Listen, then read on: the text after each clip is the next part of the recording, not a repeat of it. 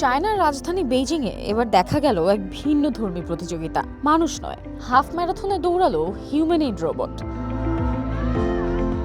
Beijing টাউনে অনুষ্ঠিত এই প্রতিযোগিতায় অংশ নেয় ৩০০-র বেশি রোবট এবং শতাধিক দল। ২১.০৯৭৫ কিলোমিটার দীর্ঘ এই হাফ ম্যারাথনে রোবটগুলোকে চলতে হয়েছে সম্পূর্ণ মানুষের মতো।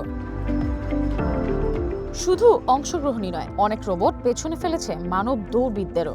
বিশেষ করে গ্লোরি লাইটনিং নামের একটি রোবট সবার নজর কেড়েছে, যা শুরুতেই গতি বাড়িয়ে একের পর এক মানুষকে পেছনে ফেলে এগিয়ে যায়। এই প্রতিযোগিতার ট্র্যাক ছিল বেশ চ্যালেঞ্জিং। সমতল রাস্তা, ঢাল, সংকীর্ণ পথ এবং প্রায় ৯০ ডিগ্রি কোণের বাঁকসহ ১০ ধরনের ভিন্ন ভিন্ন পথ অতিক্রম করতে হয়েছে রোবটগুলোকে। প্রযুক্তির এই অগ্রগতি ভবিষ্যতের সম্ভাবনার নতুন দিগন্ত উন্মোচন করছে, যেখানে মানুষ আর মেশিন একই ট্র্যাকে প্রতিদ্বন্দ্বিতা করছে সমান তালে। Samiha Majumdar, one digital desk.